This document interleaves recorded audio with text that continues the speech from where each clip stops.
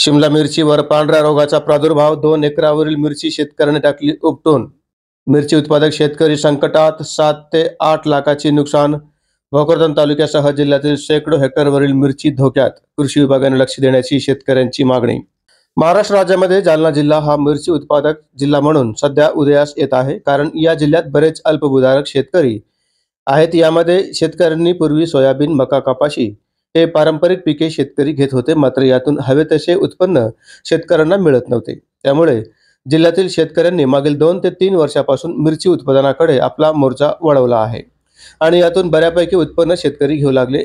एकरामागे शेतकऱ्याला 4 ते 5 लाख रुपये उत्पन्न मिरची पिकातून होत होते.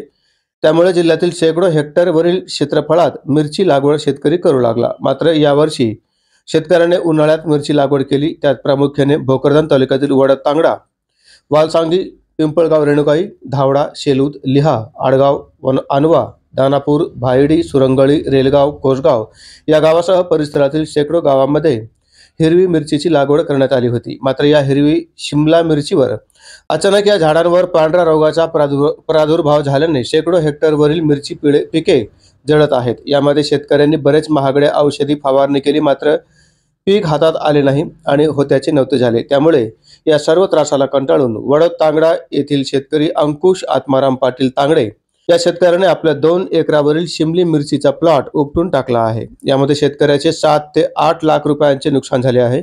या शेतकऱ्यांसारखे बरेच शेतकरी सध्या जिल्ह्याभरात मिरचीवर पडलेल्या पांढऱ्या रोगामुळे संकटात सापडले आहे. या सर्व बाबीकडे कृषी विभागाने वेळीच लक्ष देण्याची गरज असल्याचे शेतकऱ्यांच्या वतीने मागणी होत आहे.